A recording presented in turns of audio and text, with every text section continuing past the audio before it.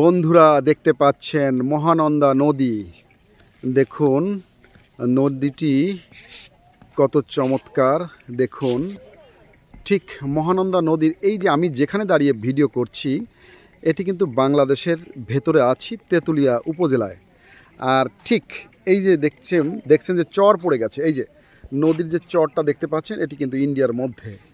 দেখুন এবং আপনারা দেখতে পাবেন ওই সামনের দিকে, আমি একটু জুম করে দেখাই, ক্যামেরাটা জুম করি, দেখতে পাচ্ছেন এই যে একটা ব্রিজ দেখতে পাচ্ছেন বন্ধুরা। দেখুন এই ব্রিজটা কিন্তু মহানন্দা যে নদী, এই নদীর উপরের ব্রিজ। এর আমার ডান পাশটাও হচ্ছে ইন্ডিয়া এবং বাম পাশটাও ইন্ডিয়া। এখানে ট্রেন লাইন আছে এবং বাস চলার লাইনও আছে। হ্যাঁ, বাস ট্রাক চলারও একটা লাইন আছে। এবং এই মহানন্দা নদী আমি একটু আগেও বলেছি যে বেশিরভাগ অংশই কিন্তু পড়েছে ভারতের মধ্যে এবং খুব কম অংশই পড়েছে বাংলাদেশের মধ্যে। ওপারে নদীর ওপারে যে সাদা সাদা ঘর দেখতে পাচ্ছেন এগুলি হচ্ছে বিএসএফ বসে আছে ওখানে। এবং ওই দেখুন আরেকটা সাদা ঘর, ওখানে কিন্তু বিএসএফ বসা আছে, তারা পাহারা দিচ্ছে, তারা সীমানা পাহারা দিচ্ছে, যে ভারতীয় সিকিউরিটি ফোর্স দেখতে পাচ্ছেন। এবং ঠিক এর পেছনেই কিন্তু তার কাটার বেড়া আছে। আমি আর একটা ভিডিওতে আপনাদের যেমনটি বলেছিলাম যে তার কাটার বেড়া পুরো ভারতবর্ষর এই বাংলাদেশের সীমানাটিকে আসলে তার কাটার বেড়া দিয়ে তারা রেখেছে। দেখুন এখানে এখন পরন্ত বিকেল, ভালো লাগছে, পরিবেশটি খুব সুন্দর। আমার এই ভিডিওগুলি করতেও ভালো লাগে, দেখতেও ভালো লাগে, আপনাদের দেখাতেও ভালো লাগে। বিশেষ করে যে ইন্ডিয়া এবং বাংলাদেশ যে বর্ডার এরিয়া এই দৃশ্যগুলি আমি আপনাদের দেখাই। আপনারা দেখুন, দেখতে পাচ্ছেন এই যে চর পড়ে গেছে, এই চরটি কিন্তু ইন্ডিয়ার মধ্যে।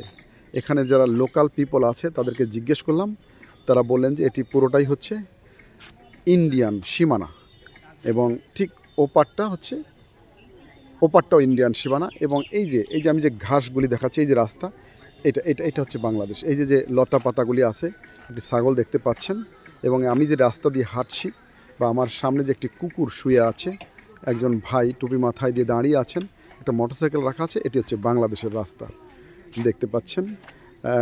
ইন্ডিয়ান সীমানাটা অ্যাকচুয়ালি বাংলাদেশের ভেতরে অনেকটা আছে, যেটি বাংলাদেশিরা ব্যবহার করে থাকেন। অনেক সময় ইন্ডিয়ান লোকেরাও এখানে আসেন চাষাবাদ করার জন্য, কিন্তু কথা হলো যেখানে তো চাষাবাদের কিছুই নেই, এটি তো নদী ভাঙন, নদীর পার ভেঙে ভেঙে চর পড়ে গেছে দেখতে পাচ্ছেন। এবং আপনারা জেনে অবাক হবেন যে এই পঞ্চগড় জেলার তেঁতুলিয়া উপজেলার মানুষের ম্যাক্সিমাম মানুষ কিন্তু কৃষি কাজ করে জীবিকা নির্বাহ করে থাকে। এবং এই মহানন্দা নদী থেকে যে পাথর কুড়িয়ে, তারা কিন্তু পাথর কুড়িয়ে সেগুলি বিক্রি করে তাদের জীবিকা নির্বাহ করে থাকেন।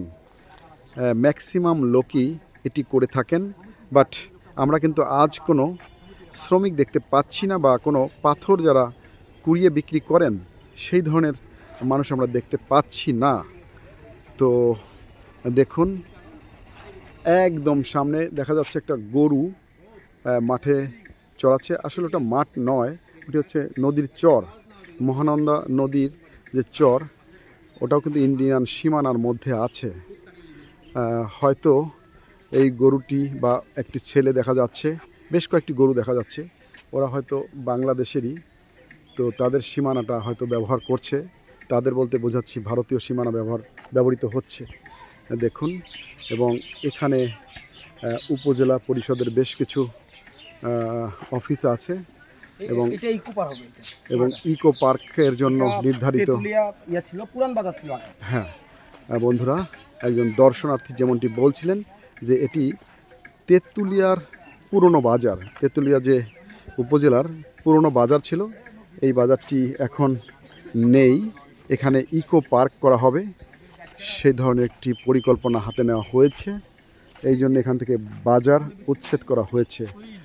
দেখুন বন্ধুরা, পরন্ত বিকেলের যে পরিবেশটি খুব ভালো লাগছে। আমরাও ভিডিও করতে করতে ক্লান্ত হয়ে পড়েছি। হ্যাঁ, যে ক্লান্তি বোধ করছে রাজশ্রী এবং রাজশ্রীর মা, তারা দুজন বসে পড়েছে, বসে গিয়েছে। তারা বলছে আর ভিডিও করব না, এখন চলো চলো চলো যাই শান্তির ঠিকানায়। তবে শান্তির ঠিকানা যেতে দেরি আছে। আমরা ঢাকা ব্যাক করব হচ্ছে আগামী বৃহস্পতিবার। তো এই কয়েকদিন আমরা 3টি জেলা ঘোরার সিদ্ধান্ত নিয়েছি বন্ধুরা। আপনারা জানেন যে আমি বাংলাদেশের 64টি জেলায় ভ্রমণ করতে ইচ্ছুক, আগ্রহী। সেই এফোর্ট আমার চলছে, আমার প্রচেষ্টা অব্যাহত আছে। তারই ধারাবাহিকতায় আমি নতুন 3টি জেলা পঞ্চগড়, ঠাকুরগাঁও এবং দিনাজপুর জেলা ভ্রমণে এসেছি। তো আপনারা আমার জন্য আশীর্বাদ করবেন এবং আপনারা আমি যা দেখাই আপনারা তা দেখবেন ঘরে বসে বসে।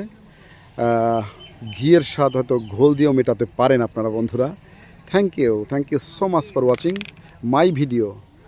ওকে, বাই বাই।